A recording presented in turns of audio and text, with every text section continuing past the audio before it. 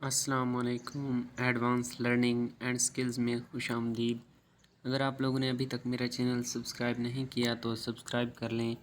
आज हम सीखेंगे कि Joule Thomson coefficient mu is equal to 0 for an ideal gas. ठीक है, तो हम जानते हैं कि for ideal gas P V is equal to n R T. ठीक है, हम ले लेते हैं n is equal to 1 gram per mole. ठीक है, 1 मोल के लिए P V is equal to R T.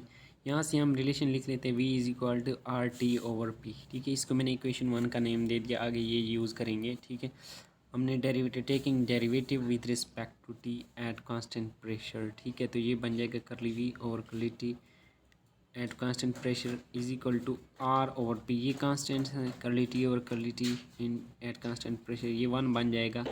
तो ये चीज़ हमारे पास आर ओवर पी के इक्वल आ गई। ठीक है, तो हम रिलेशन जानते हैं कि जॉउल थॉमसन कोफिशिएंट किस चीज़ के इक्वल होता है, 1/Cp इंटू टी करली वी और curly T at pressure constant minus V. तो हमने ये देखा है कि for ideal gas curly V और करली टी इंटू पी किस चीज़ के इक्वल होता है, आर ओवर पी। तो ये हमने सिंपली इस इक्वेशन में इंसर्ट कर दिया, T into R over P.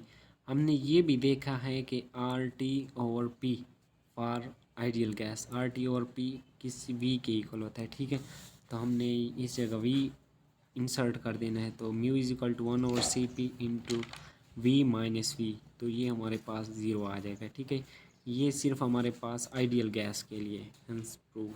अगर आप लोगों ने मेरा चैनल सब्सक्राइब नहीं किया तो चैनल सब्सक्राइब कर लें। अल्लाह हाफिज़।